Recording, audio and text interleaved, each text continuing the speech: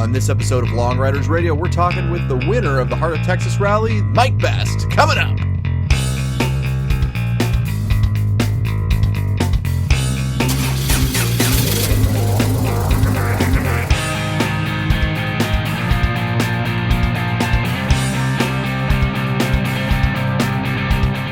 Support for Long Riders Radio comes from DiscountRamps.com. DiscountRamps.com offers a huge selection of power sports products for your ATV, UTV, motorcycle, and more. Everything you need to load, haul, or transport your power sports toys.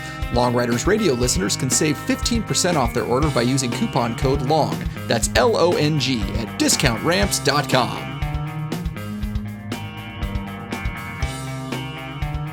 Well, hey there everyone, Justin here, hope you're doing well. Coming to you from a rather wet and rainy Lacey, Washington today. For me, I'm getting ready for the Iron Butt Rally, and I'll be there in a couple weeks. If you're there in Provo, stop by, say hi, I would love to talk to you.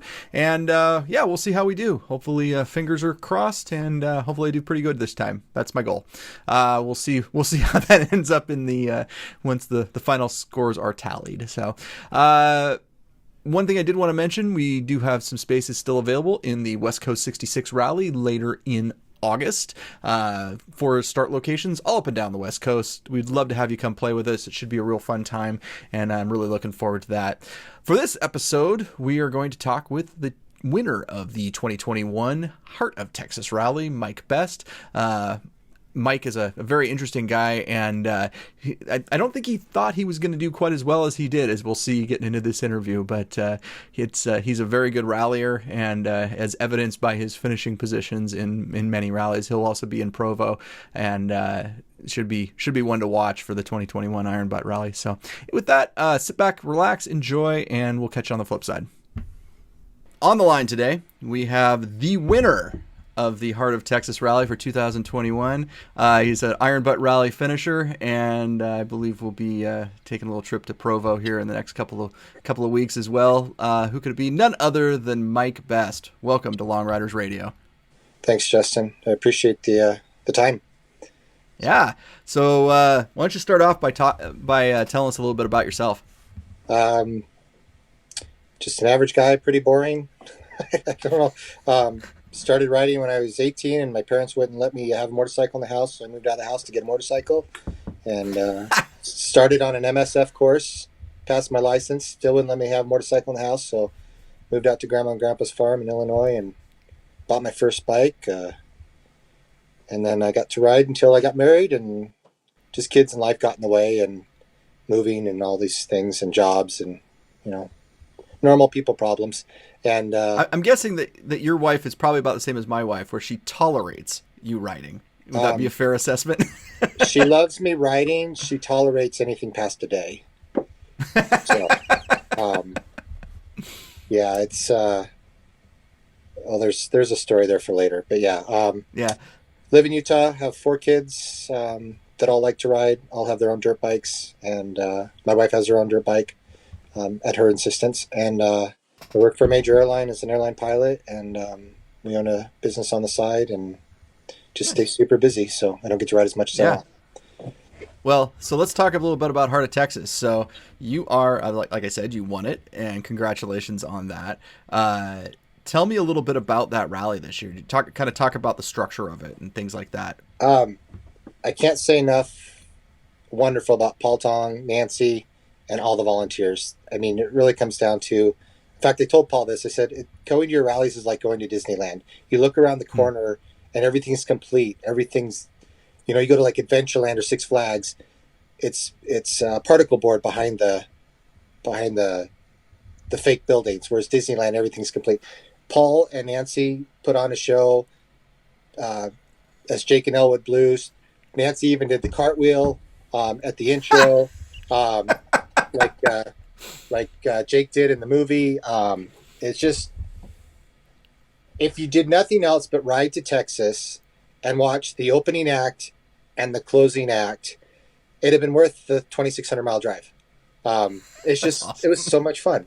And then you get all the characters like Wayne and some of the others there that it really just, it's a blast, even if you don't get to ride the 4 days in between the two shows. So that's awesome. I can't say enough about it. And I'm I'm going to put John Kerr on the spot because, and we'll talk about it a little later, but there was a required rest bonus each night. And if you didn't do it, you lost multipliers of up to 4. So John's wife said at the end of it that he could ride any of Paul's rallies because John puts rest, eating, and safety first. So That's awesome. Yeah. Well, talk a little bit about that because it was a really unique rest bonus just in terms of the length. I don't know about anybody else, but it messed me up the first night. I thought it was 8 hours in a 10-hour window, and the points were 8 p.m. to 6 a.m. So it was a full 10-hour rest bonus. And I missed that. I asked the question, I clarified, and I still missed it by the time the first day was almost over. So I was 2.5 hours out on the road before I realized I got to find a hotel. And that cost well over 3,000 penalty points, I think, at the end. Wow. But no, you're supposed to be in somewhere resting between 8 and 6. And if you didn't do the meals, you didn't get the multipliers on top of that.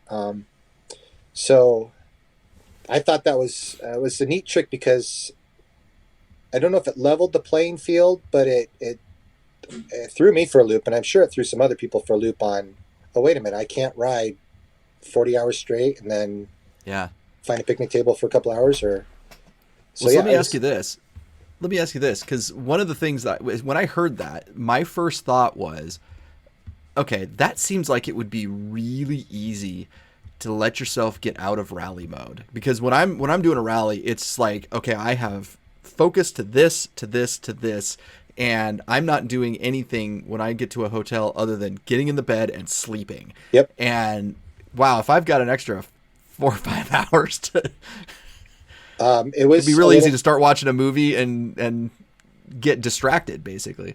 It was a little, well, even with 10 hours, on the second and third night, I still couldn't get out of the door on time.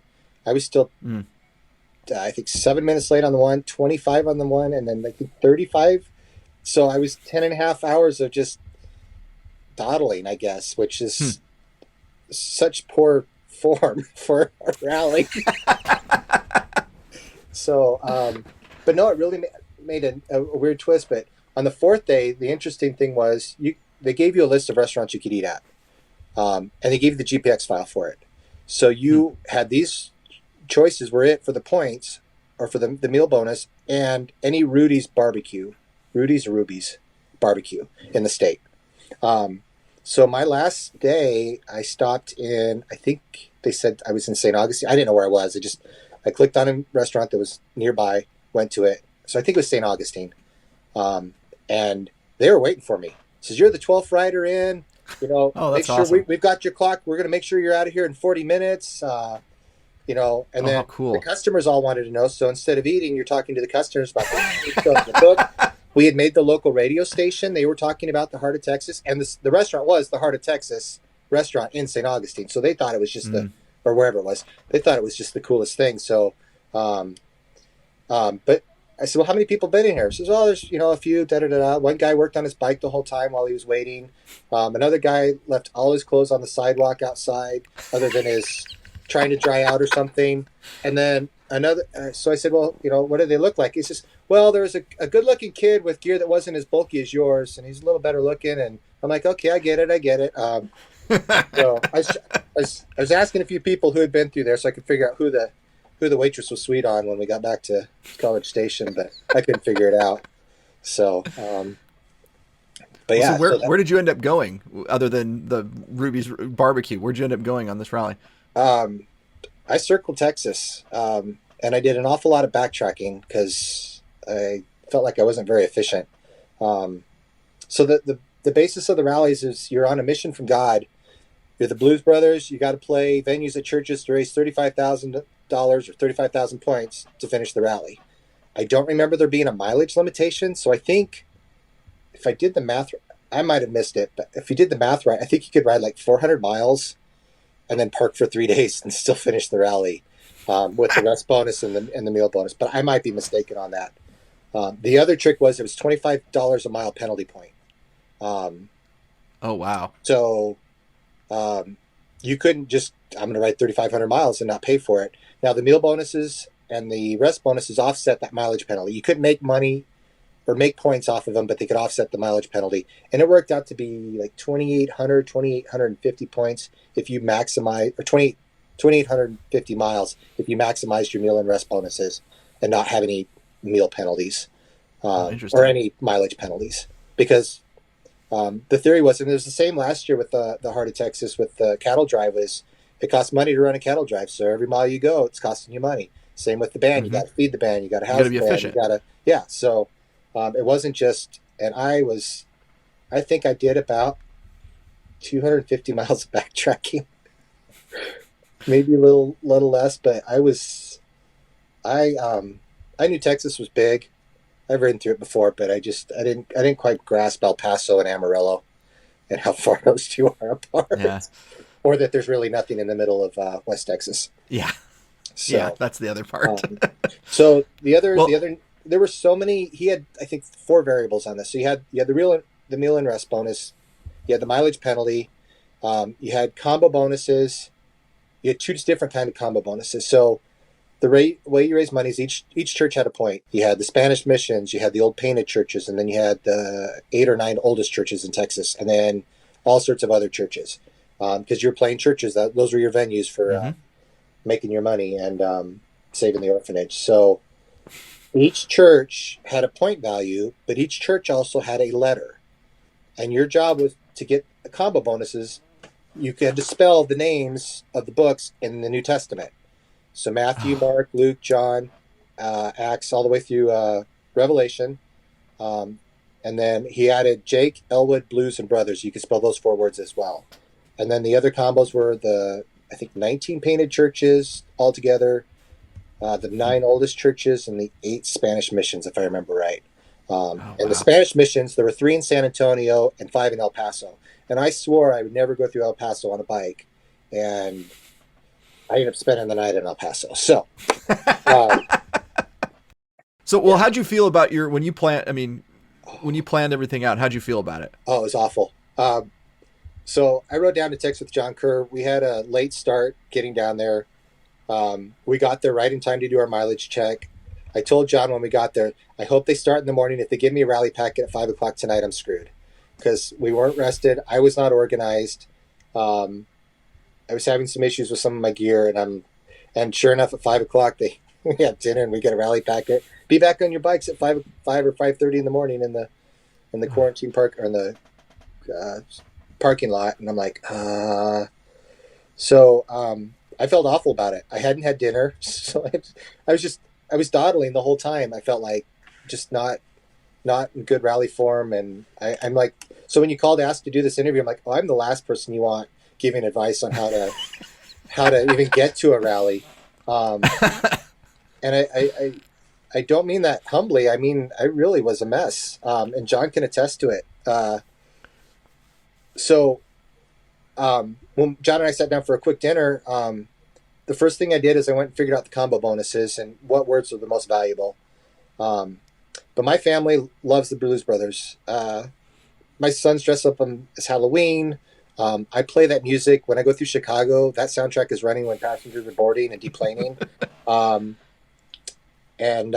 So, of course, I'm going to get Jake, Elwood, Blues, and Brothers. I'm going to get those 4 words because that's the rally to me. Yeah. I don't particularly care about the book of Titus or Galatians or Ephesians. I mean, I do, but in other venues, not here. But the one thing I did at dinner was I went through all the combo bonuses and I did the math on which words were worth the most points per letter. And Jake, Elwood, and Blues and Brothers, I think were worth like $17.50 a letter versus the others. I think the lowest was at $1,000 a letter. And that was before I looked at the map to figure out, okay, how far do I have to go to get those? But so I kind of lucked out in that I was going for Jake, Elwood, Blues, Brothers, and those were high value combos, I think. I may be completely wrong. And I just obviously, because you did, you did quite well. Well, yeah. So those are the 4 I aimed for. And then I realized so I got back to the hotel room. I plugged it in. I was using a new spreadsheet I'd never used before. Classic. I think it's like number 3 on the list of don't try new stuff before a rally. It crashed. It would not send the GPX files. After about an hour and a half of meddling just to get a GPX file into Basecamp, I had to go back to my files, find an Iron Butt 2019 leg 2 spreadsheet that would work to transfer the files. So 3 hours into the night, I'm finally routing, and then Basecamp crashed, I think 6 times. There was one point in there, one of the bonus points, and I didn't catch on until after the 4th time, but thought I'd try 2 more times just to be sure. Kept crashing the system, and I'd wait for it to reboot. So 11 o'clock at night, I have half a day one planned. I have nothing packed. The room's a disaster. The bike's not organized. John's calling saying he's going to bed. He's going to leave a bunch of stuff here. I'm like, I don't even know what to leave here because I don't know what even goes on the bike. And I'm going to bed. 5 o'clock in the morning. Or other than that, it's great. Other than that, I had half rotten. And I'm like, I shouldn't even be here. I should be spending 40 days with my kids. The one thing that happens on all these rallies is I go through severe dad guilt for leaving. Jeff Earl said in 2019, and quoting, I forget who, this is the most selfish thing you can do. And I feel that every time I leave. And I, and the less prepared I am, the worse that guilt gets of, I don't know what I'm doing. I can't. You're wasting time, basically. Yeah. And I'm wasting the rally guys' time because now I'm just somebody that has to check in that's not even going to get the minimum points or whatever. So I was hurting on the next morning. I get up, I pack my stuff, I look and it says, well, if I can just get to the rest bonus, wherever that would be, just between 8 and 10 o'clock, I'm just going to stop somewhere and figure it out, and hopefully salvage something. So really, I had a plan. It included going south. Jake was my first letters. Oh, that was the other trick. So trick number 4 for Paul is you can get as many letters as you want, but once you spell a name, because you have to do them in sequence, you lose all the letters you've collected. So if you get Jake, but you got 3 other letters, you can't save those for Revelation or Blues. Yeah, that's it. Those letters are gone. You get the points for the church, but you don't get. The only thing you didn't have to do in sequence was the painted churches, the oldest churches and Spanish missions. Those could be done at any time. And then, 5th variant. So you could wear your sunglasses that they gave you, your Blues Brothers sunglasses, and turn 4 night bonuses into day bonuses. So he had a separate picture for the night bonus of the church versus the day, and the night ones were worth less than the day ones. The trick was you had to take a picture of the night bonus to turn it into a day bonus. So I went and did my first 2 day bonuses using the night pictures, but I took a picture of the day bonus, not the night bonus, so they didn't count, and then I caught it and had to go back. So I got to backtrack another 15 miles to reset that, because if you made it a night bonus, you lost 10% of your combo points for every night bonus you turn into a day bonus. So if you had 18,000 combo points, 1 letter on that was 1,800, then you lost another 1,800, then you lost another 1,800. So you're dwindling your combo bonuses by doing that. And you can only use a maximum of 4. So I'm using 2 on my first day because they were time bonuses as well. So after 5 p.m. they counted as night, even though it's daytime. So I was just, I was beside myself on trying to figure out the rules. And I finally called Nancy. Says, so they're still open, even though it's 7 o'clock. Can I take a picture? She said, no, you got to do the night bonus. So I did the night bonus, but I screwed it up, did the day bonus with the sunglasses. You have to do the night bonus with the sunglasses and call it day. Does that make sense? So clear, crystal clear. It was just brilliant. Paul, I mean, the 5, I'm sure there are more variables that I haven't got to yet, but those 5 variables just made it. Yeah. You had to think. And if you were completely unprepared and you backtracked and you lost your flag and was about to call and say, I'm driving back to Utah now. It was, but it was so much fun. I mean, I can't find my flag. I've ridden the same 3-mile track where it could have blown away, or 4-mile track. I'm looking in the weeds. I'm looking in ditches, and the rally flag was a vinyl record. This is your rally flag, and the Q code, what do they call these QR codes? So they can they scan it when you check in, and they know your mileage. They get all the information on you. Your score sheet comes up, and then this is your rally flag. So nice. The trick is my rally flag goes around my camera and goes in my left breast pocket. This does not fit in that pocket. Nope. So I was putting it on my bike under a bungee cord and forgetting constantly to take it off the bike before. I mean, it's a perfect flying saucer. I mean, 60 Yeah. miles an hour. I bet this thing goes 3/4 of a mile. Um, And rolls. yeah. So, and trucks don't see it. So No. after a few trucks ran over it, and I was ready to call Nancy. I was like, well, and you lost. Oh, by the way, you lose half your point. It's not like the IBR where you lose 1,200 points, 1,000 points, 500 points. It's half your points are gone. Yeah, you're done. So So tell me about when you got back to the finish, and you're sitting there, and they're going through. I'm guessing they're doing a similar thing where they go up, and your name isn't being called, and isn't being called, and isn't being called. Did you have any idea that you won it, or no, I came back totally, totally dejected. In fact, my call, he came up to me after and says, "I thought you said you had a bad ride," and I says, "I thought I did too." I left 14,000 points on the road. Not like where we think, oh, I could have done that. It was I didn't follow my plan at the. I just losing my flag really threw everything out of. And I didn't have a second day plan. So, so I get back and I'm telling everyone the story. I missed this, and then Mike's telling me that I missed this, and he left the whatever on the road, and I'm like, oh, you're still going to win it because he won Nitwit 2 years, not Nitwit. How the West was won 2 years ago. And I was where you finished second. I finished second, but he skipped the rest bonus and ran like another 200 or 300 miles that night. And his route was brilliant. And then he ran all night, and it didn't even occur to me to look at the rest bonus. So I pick up these bits and pieces, but I'm not very good at, putting them all together to make a rational, reasonable plan. By the way, you got another rally coming up here. In a little less than a month. So I as I was getting ready for the interview here, I always go back whenever I know someone's run the IBR to see if they finished ahead of me, and you did in 2019. And so I'm completing my goal of interviewing everyone who finished ahead of me, which I've still got quite a few ways to go there. But one thing I did figure out, though, I don't know if you knew this, we were parked right next to each other at the start. No, for the I 2019. didn't. Oh, yeah. I'm so sorry I didn't introduce myself.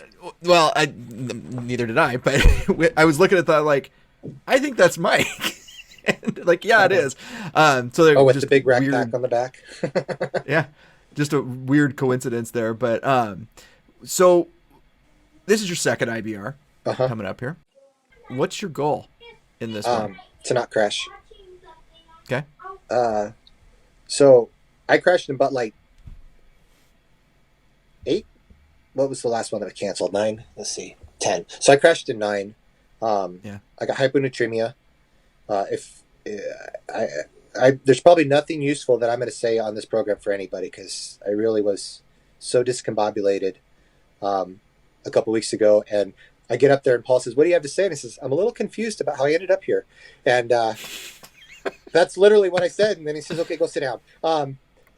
But hyponatremia is when you drown yourself.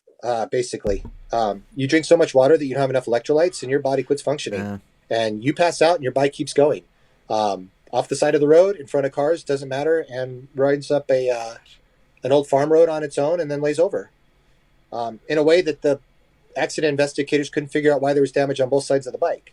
So, and then you walk away 2 hours later out of the emergency room with no injuries because you're wearing full gear and you're completely relaxed as you go off the road. Yeah. You don't know, you're not there. So I drank a gallon of water in about 4 hours. It was hot and humid through Alabama and Atlanta, Georgia. And I was not tracking my food intake. I don't think I'd eaten anything since that morning. So maybe a gallon and a half of water. And I had too much water, no salt, no electrolytes. So if there's nothing else you take from this, Gatorade, Medialyte tabs, worry about the dehydration, but worry about the opposite effect too. Yeah. You'll be sweating so much you're thinking, no, I'm still sweating, my body's working. And anyway, so my goal on any of these rallies now is not to crash. And I was dumb enough after I wrecked that Goldwing to buy one with an airbag, thinking, oh, I'll be safer on an airbag. Until I got to Nitwit 2 weeks later and realized, oh, I have no place for a tank bag, a mat bag, a case, a little hot milk pack to put stuff in. There's nothing you can put in front of you. So, and I'm still riding with that bike because it's just easier. Yeah, less but expensive than getting a new one. um, and so that's my goal, is not to crash. I, I don't consider this last rally as an indicator of my competitiveness compared to, I think Mike Brooks, somebody to watch out for. Mm-hmm. He's a newer name, but I think he's a heck of a rider and router, and he runs efficient because there's nothing on his bike to slow him down, just gear wise. Uh,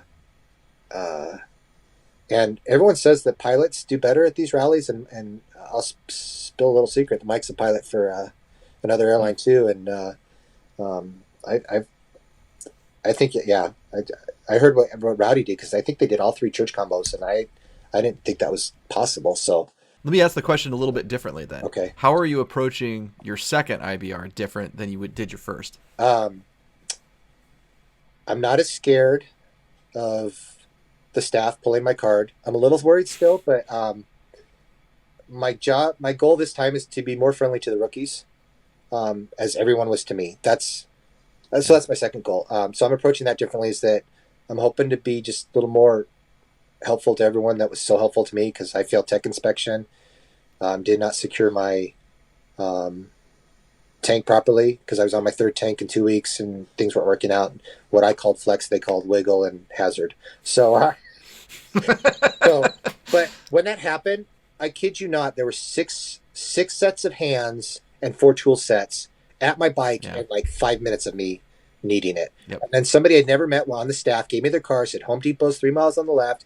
Eric and Dale were like, if you get 1-inch straps of aluminum, we can bend them, screw them here, here, here, and here. You'll need a drill. You'll need this. You'll need that. And then somebody gave me their car, and I went and I got it, and my battery had died, so I needed a new battery because I'd left it on from the night before. I'm still struggling with the not having a key thing on the Scold Wings. And then but that is amazing. Lisa everybody talks about community. Until you experience it, it is amazing. John, I had never met until he handed me a tool set and said, stop for a minute, take a breath. I'm from Utah too. There's another Utah. When you're done with this, we'll go meet the 4 Utah riders. And he was there for anything. So I talked to him every day for about an hour on the ride. And now I consider him a very good friend. Mike Baker out of Baltimore, Tina's husband, is what most people know him by. Also a pilot. Yes, for the same airline, and a union rep. I talked to him for an hour to 2 most days on that ride, and I still talk to him frequently. Although I did say this time I'm calling Tina because she would have me be more aggressive than he was. Because I call him with these dumb ideas. It's like, I'm here. I want to go to Kennewick. He says, your goal is a 3-digit number, not to crash somewhere north or whatever that launch place was. That a few people, I think, did dump their bikes. He says, your goal is to finish. Don't do anything stupid. And the closer I got to the finish, he's like, no, don't do that. And I says, I finally said, I think on the 4th request, I think about doing this. What do you think? And he's like, no, your goal is to finish. Your goal is to get a 3-digit, not to crash. I says, I want Tina's number. What does she think? And he was right though. I was, I didn't know where I was. I was just trying to finish. I was dealing with some health issues. Nothing like what the other guys did, but I didn't start feeling better till about day 8. And then when the rally was over, I went to Eric and said, is there like a bonus pack we can do on the way home just to keep this going? I was finally, day 8, 9, or 9, 10, and 11 really clicked, and I was finally doing what I wanted to do. But my goal is not to go through Bakersfield. That didn't work out so well. They closed the road to Yosemite, and I didn't know a way around. I didn't know California well enough to wait the next morning and just that they were going to reopen the road. But to be friendly to all the rookies, to help anyone that needs to enjoy those first 2 days beforehand, that really is. I mean, this is a 20-year dream. I read about this when I was 19 or 20 in a magazine. I still haven't been able to find the article. It might have been Cycle World. And that's been sitting on my list and I'd done saddle sores, but not because I knew there was an Iron Butt Association. I had a motorcycle. I need to go here. And so that's what I did. But that's I just love to ride. So wherever they send us is going to be great. I'm a little bummed that we can't go to Canada because they got the real Rockies. But that's okay. You're on a bike for 11 days. It's just, what could be better? Yeah. So, The there's I don't think these have been made public yet, so I won't say where it is, but the second checkpoint, I was actually a little bit bummed that that's where the second checkpoint is, because I'm like, oh, that's somewhere I'd want to go and actually just spend some time. yeah, And that will be very clear after those are released publicly, but it's like, it's in sight of the hotel. I want to go there, and I want to be be at that place. So yeah, I'm starting to get. I don't know. Well, okay. Let me ask you this question. For my second IBR, I felt like I did just a ton of preparation for the first one, like every last little detail, and the second one, I did not feel like I'd prepared at all, yeah. and I was fine. But I mean, did you have that same experience? I am, as you know, because we talked last week, still trying to figure out three major things. So I'm feeling completely unprepared. If I had to, I could put everything on the bike that I took to Heart of Texas, and I would be okay. But I think I would be slightly uncomfortable by day 6 or 7. And I'm still trying to figure that stuff out. And the fuel thing still, I'm now on my third tank for this one, because I won't mention the company's name, that's decided to, I think, screw 3 of us so far that have ordered from them in the last month. And I was going to have a tank made, but you saved me $1,000 in trying to do what I was going to do last week with that, with showing me your tank, because I just realized what's on my bike, it's not going to work. So I got to figure out, and I don't know if that'll make a difference in the end, because I think there was a Sportster a few years ago that placed in the top 2 or 3 on a stock tank, filled up 112 times or something, which just, and Ron Ayers ran a stock tank. And so fuel isn't, I mean, your planning is definitely more important than your fuel stops, but I hate to stop. I run my tank almost dry too many times, because that's just who I am. So I need not to add to that possibility with 7 extra fuel stops. As you know, on this podcast, we ask each guest the same series of 12 questions at the end of the interview. You game to go? Yeah. All right. Question number 1, what was your first motorcycle and why? Kawasaki 440 LTD. I think it was an 82, and because it was $600. And that was the one that caused you to have to move out of your house. I actually bought that in Idaho, and I had to leave it in Idaho till I moved out before I could bring it to Illinois, where I moved on my grandparents' farm. So yes, I was not allowed to bring that back. I was on a road trip in my car. I did a 6-week road trip out west, and it was in a town I was visiting my other grandparents in, and it was $600. So I bought it, stuck it in their garage, and went back and got it later. All right, question number 2. Where did you take your first overnight ride? It was Moline, Illinois to DC for my sister's graduation, I think. I was on a Honda Nighthawk, and it became an overnight ride because that seat was good for about 500 miles. It's time to get off.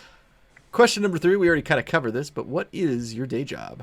An airline pilot for a major airline. I don't know if I'm allowed to say the airline or not. I don't know what the rules are. Sure, why not? Not trust me, not a lot of airlines are gaming for free or for advertisement on this show, so feel free to give them a plug. Mike, Matt, or Mike, and Mike, we all work for Southwest Airlines. So nice. Yeah, there is something there with pilots and LD riding. I'm convinced that it's Question number 4: what is your favorite non-motorcycling hobby? Flying. So you actually you fly recreationally too? We do. We've had a series of airplanes, but I actually prefer general aviation over the big stuff. We love to fly to Oregon and Washington. We're hoping, in fact, to go to Orcas Island week after next. Oh, cool. So, but yeah, I like to fly. Like to boat, dirt bike. So I'm not a real good dirt biker. I only just recently picked it up for my kids, but yeah. My only off-road experience is my crashes. So that's better than mine. Mine's backing through the flower bed, so that's about the extent of mine. Well, question number 5: what is your favorite road? You got plenty to pick from where you live. I did a 50-state ride in 2016, and I love the approach into Hyder. About the last 60 miles, you come around that corner and you see that one glacier that was used in the movie with Robin Williams. I can't remember the Insomnia. The cabin, they've taken all that down, but I had just seen that movie like 3 months earlier, and I'm coming around the corner and I swear I've been here before. and I'd never been to Alaska, I'd never been a hiker. But I have to say, from a scenery standpoint, it was just stunning. The further north you get, the better the Rockies. And I live in Salt Lake City, so we've got good Rockies here. I work out of Denver, so I see the Rockies every week going back and forth. But Yeah. Canada's got the best. They get, and I haven't been to the interior of Alaska, so I haven't seen those yet, which may even be better. But that's my favorite scenery road is through there, and then of course through Jasper National Forest, Banff. Yeah. Yeah. Riding wise, any road with curves, but not too many, because I would not say I'm dragon tail material. Well, on a Goldwing, it's not tough to drag. That. No, and on the new one, I find myself wearing my pegs way more than I did on the old one. It's a much better bike for riding. But I have to admit, I've listened to your podcast and some of the other older ones and whatnot about these riders. I like highways. I love being able to get from one place to another, and I just like to ride. So, like Nebraska gets a little boring at times, but if you ride through night, you pretend there's mountains there and scenery, and it all looks the same at night. So, but I do like a good highway too, where you can get somewhere with good speed limits. Now, the road to El Paso, I've decided not every highway is the same. Same with Amarillo. That last 3 days in that 4-hour stretch, it just that's a long time in the heat and the wind. But you know what I've kind of come to the realization of, it's the I want a difference. I don't want to be just in the twisties all day. I don't want to be just on the interstate all day. I want a little bit of everything, because there's parts of all of them that I love. And I mean, there's just something about there is something about being out in the middle of nowhere on an interstate doing the speed limit precisely that it's just there's nothing like it. And but at the same time, that could get real old if you're doing that for a week straight. Yeah. And we'll find out. So, there's a road here, actually, if the riders have time. It's East Canyon. It's a 40-minute ride. You're going through a 2-lane, up a mountain, through forest, and come back down. You come out on a lake. There's lots of deer in the morning, but I ride that. I try to ride that every Sunday morning about 6 a.m. During the summer, if I have free time. It's before the kids get up and I have to be back to make breakfast and stuff. But so that's probably my favorite road right now, just because it gets me all the scenery, and it's condensed, good curves, good technical section, and I can still be back before the kids get up. So East Canyon. And all right, flip side, what's your least favorite road?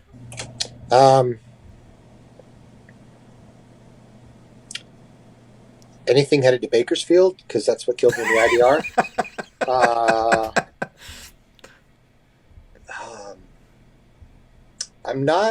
I don't mind gravel so much.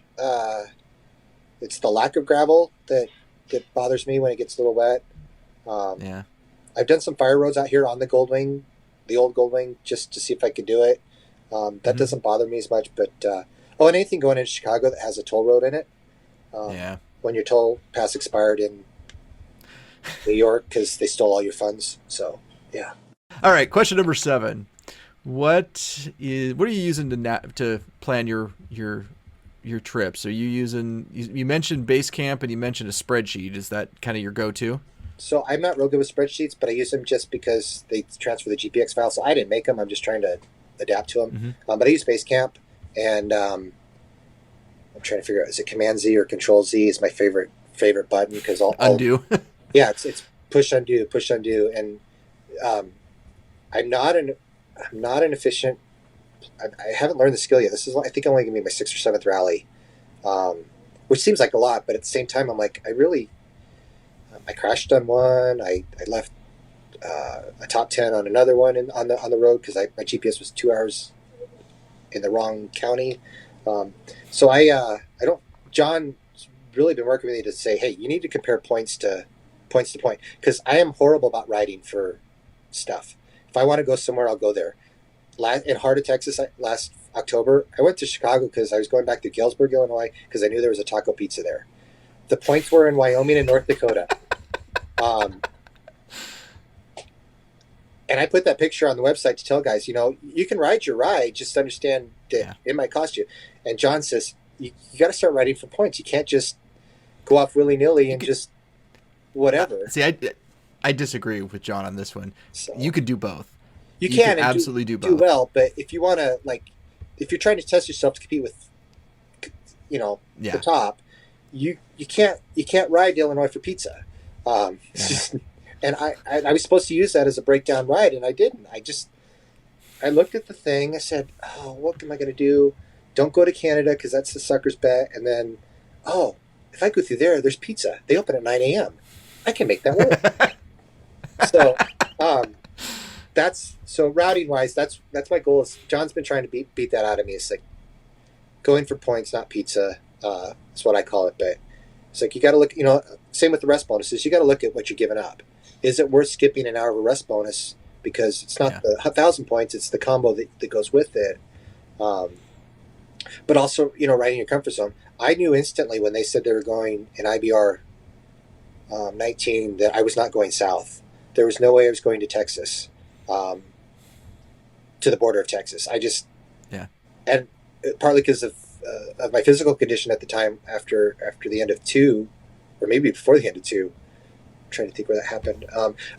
I couldn't handle the heat. There were complications. So, and I was terrified of passing out again. I mean, I can't say how much that crash has messed with my psyche for the last 3 years. And as a pilot, you crash, you have to explain that I spent 6 months getting my medical back, and it could have been it could have been 2 years had they gone a different route. So it wasn't just a matter, and I had to prove everything wasn't wrong before that. The FAA would accept that as the cause, which runners get all the time, I guess. But they don't have a police report to go with it. The FAA says, "Oh, wait a minute, you have an ER visit, you have this." There's a record of it. So that still is kind of ingrained in my psyche of trying not to. I don't know what my limits are anymore on the heat, and I'm terrified. Yeah, I probably am a little bit terrified of going through that again, because it's not about riding anymore. It's about a livelihood and doing something that I'm a pretty useless guy. I can fly and I can sit on a bike for a little bit of time, but I don't have many other skills. So, first class medical is nothing to take lightly. I mean, that's if you don't know what a first class medical is, just know that your pilot who is in the front of your plane is in the peak of health. So every 6 months we have to go through that test, and it's it's a little bit of stress. So, trying to remember what your original question was. It was what are you using to route? But sorry. So Basecamp. I use Basecamp. I loaded in there. I haven't figured out the spreadsheets to compare routes, and that was the killer for me on Heart of Texas. I didn't look at another route because I couldn't get anything to work. So I just I'm going with Jake Elwood Blues Brothers. There's a Titus in there if I backtrack, and we'll see what happens after that. So, but I that's something I've been working an hour a day for the last 3-4 weeks on trying to come up with a plan, and I still don't have a solid plan. But I know that, and this is to any rider except for the 10 that know that they're going to be in the top 10, and I don't include myself in that group. I do not include myself in that group if that didn't come out clearly enough. Ride where you want to ride. I remember, again, sorry to bring another RB 2019, but I called Baker. I spent the night in Bakersfield, 6 hours out of range. I dropped 12,000 points that day because I spent all my energy getting to Bakersfield to try to get back to Alice's restaurant by 2. I saw Kit up at right before he, I think, went home, or I think he dropped his bike or something, had an accident. I feel really bad because I was close by. I wish I don't know. You always wish you could help somebody not get in the situation they got into. But we were at the north side of Golden Gate, and I'm going up through the middle of California through Santa Rosa. Baker calls me, says, "It's 105 degrees," about 2 hours ahead of me. He says, "It's 105 degrees up here." I'm like, "Oh, screw that. I'm not doing that." So I dumped my entire day. And I went to the coast, and I rode up the coast for, I think, 800 or 900 points instead of, I think I had 4,000 or 5,000 up the middle. So it's crap like that not crap like that. It's decisions like that, or faulty decisions like that, because if I look back, if I just gone up the middle, that that'd have made a difference in the rally. Not that I was aiming for anything, because I was just riding the ride, and I didn't know where. I thought I was at the back of the pack. Oh, if I had the first leg of 2019 IBR to do over again, I mean, I was like, I could have had gold. I could have been gold, and I picked a really poor route, and I really wish I hadn't done that. And it was one of those where I couldn't find a good route, and it basically was me not putting enough stock into you could ride this many hours per day, and me thinking I didn't have enough hours to do rides that I could have very easily done. And that would be my advice. Shoulda, woulda. That would be my advice to the rookies: is plan a slightly strong, not a slightly, plan a stronger route than you think you can ride, because I ended up back at base 8 hours early, or the finish 8 hours early, and I had nowhere to go. There was one thing I could have pulled out of South Carolina, but with rush hour, I don't know if I would have made it back for the finish for that sunrise. I would make a very slight difference to what you said, and that's that I would not the second and third leg do that. First leg, just get there. Yes, just get there and get it done, and get yourself in the groove. Of that rally. Yeah. The first leg I felt okay, but the second one, the Bakersfield thing threw me. Having to go around that instead of going over through Yosemite, I lost my, and then I was tired after that because it took so much out of me to do that. I remember running into Greg Rice, and he's like, "I'm going to LA, and then I'm going to go to Alice's restaurant." I'm looking, going, "That's no sleep between." I said, "No, that's not going to work for me." And he's riding with another guy. I said, "Well, go with us." I'm like, "There's no way I can keep up with you in daylight without any animals." I'm just not, I'm not saying Greg's a terror on wheels or anything.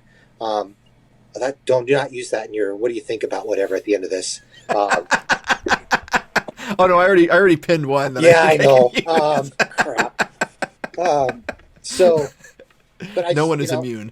I didn't have it in me, and then I was going to Fort Bragg for a cheap hotel, not realizing Fort Bragg, the military installation was in North Carolina. So my geography was a little screwed up. I had to pay like almost $300 for a Holiday Inn because you couldn't sleep on the street in there because of all there's quite a few people that camped out and a large homeless population. So I didn't feel safe leaving the bike in a park.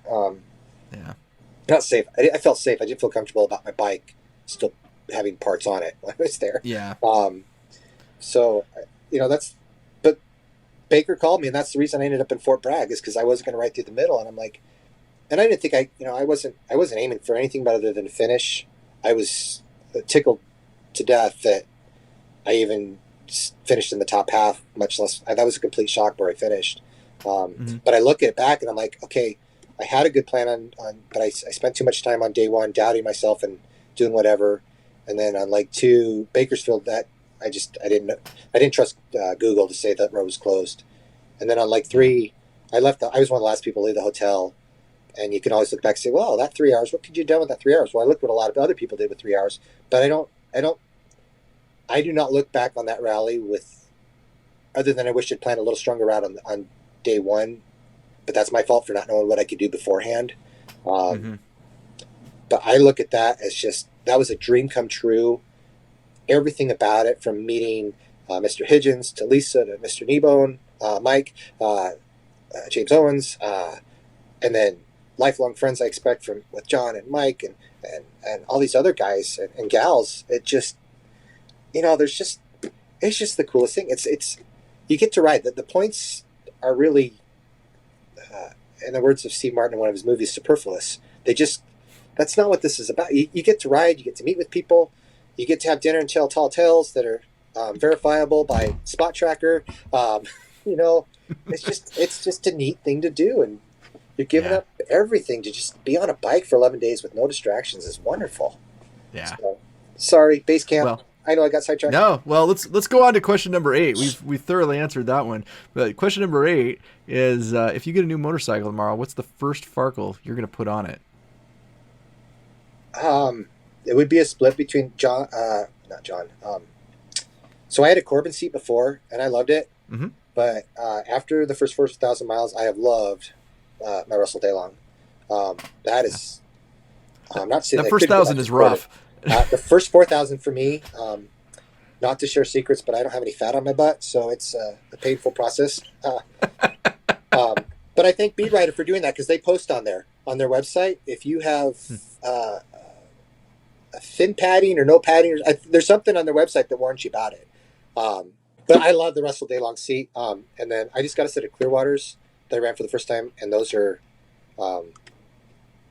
I ran some cheap Oxes last time, and they were good, but the Clearwaters are being able to adjust them. Amazing. That's pretty impressive. But it would be the seat and the water bottle are the two.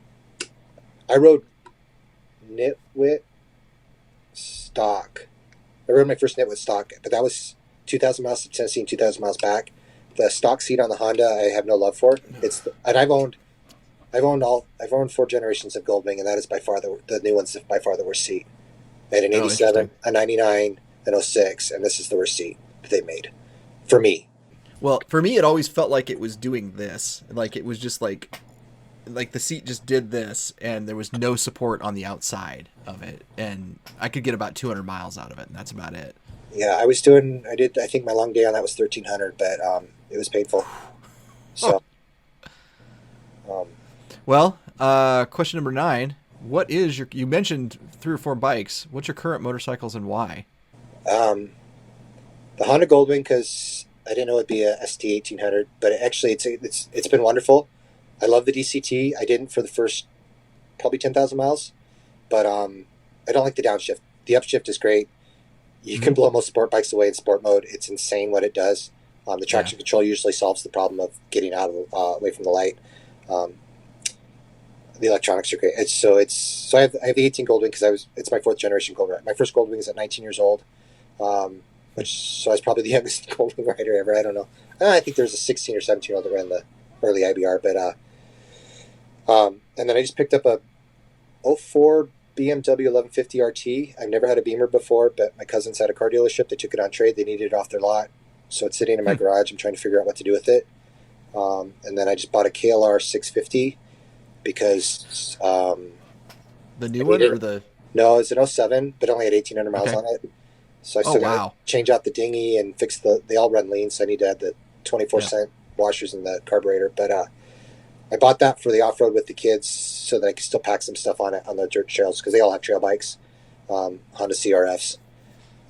So I bought it for that, and so that my 6-year-old or 7-year-old could ride on the back legally on some of the trails instead of taking the side by side. Well, question number 10, we already kind of covered. Who made your seat? Sounds like it's a Russell Daylong. Russell Daylong. I forgot to order the backrest, and I would highly recommend you do that before because it's half as much as the seat to do it after.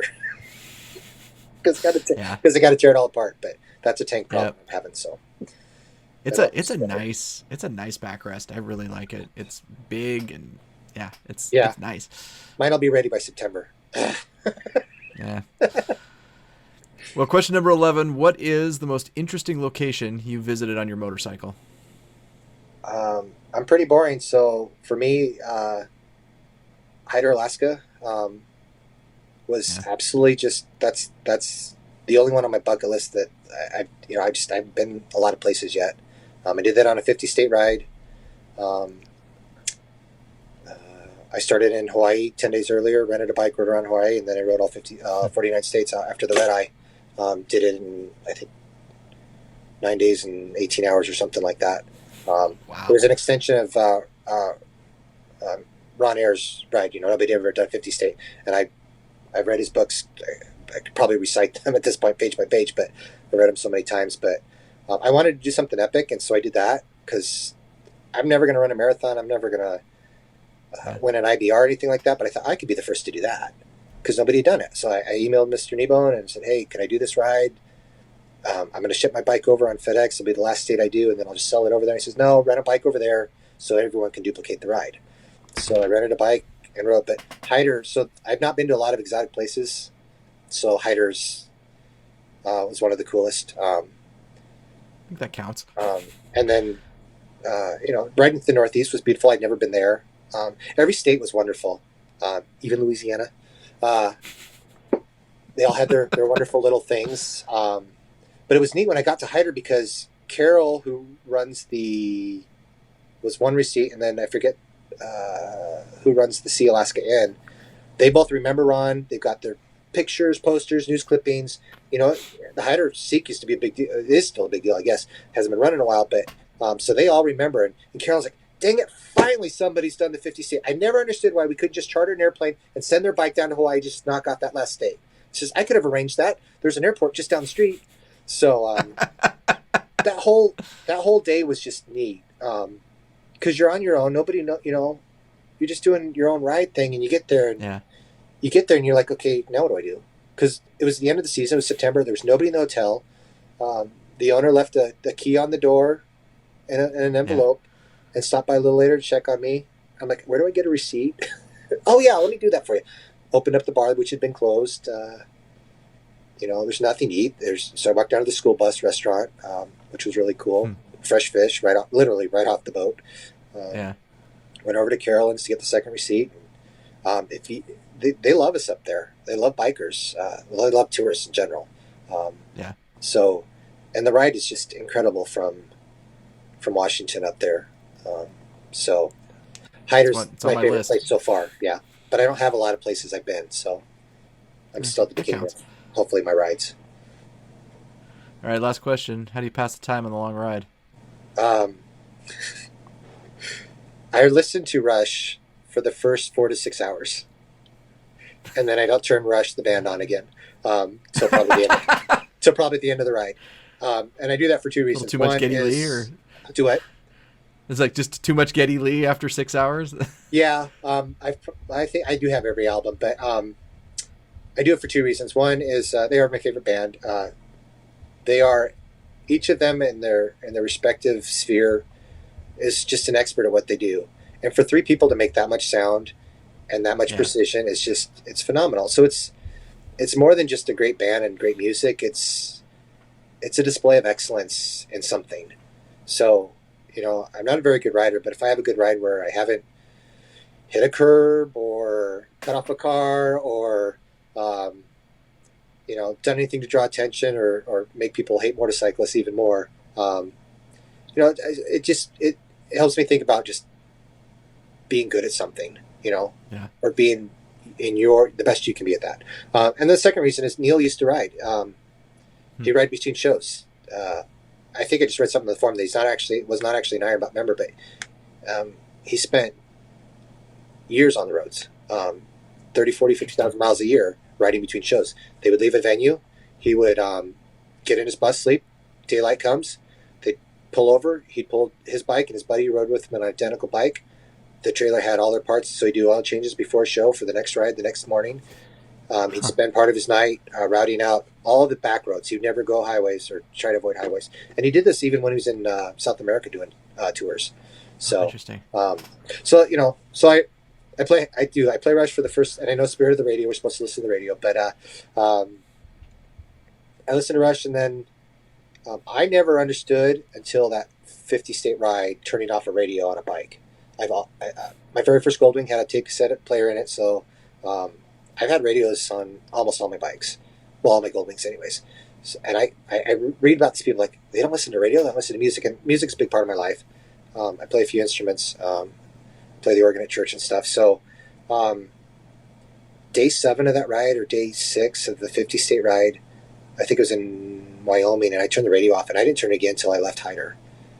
I had never really ridden in solitude for an extended period of time. I had a nighthawk, but that didn't count because you had so much wind noise because I didn't have a fairing. But I listen to a lot of music, but then I've started doing audiobooks, but I find that I don't stay with them. But my favorite pastime is making up stories about the people I pass. And I do it with my kids, and they don't think they're very nice stories. I develop backstories about people. The rancher's wife who, it was a Garth Brooks song. The guy that cut me off is running from his kids who is having an affair, or whatever. I make up stories, and they're not very nice. Just wonder what people are doing, and then trying to stay alive with all the people that are texting. And enjoying the scenery, and then, with these rides, it really is the first, if it's time between checkpoint, you're spending the first 20 minutes going over what you did wrong at the last checkpoint on your turn. Did I do this, do that? And then 30 minutes before the next checkpoint, it's okay, what am I going to do? What's my routine? What's my procedure? What else do I need to check? Without a tank bag, I have to think, okay, what's on my list this time? Do I need to change out my glasses for the night? Do I need more water? Do I need this? Do I need that? Do I need more sunscreen? So it's just a thought process. But I have to say that I get it now with the solitude. I'll go for hours. All right. Well, you have completed the LD dozen. Anything you want to bring up before I let you go? Yes. Paul said it the last ride, and we had quite a few rookies, especially I think we had a couple, more than a couple women that hadn't ridden or was one of their first rallies.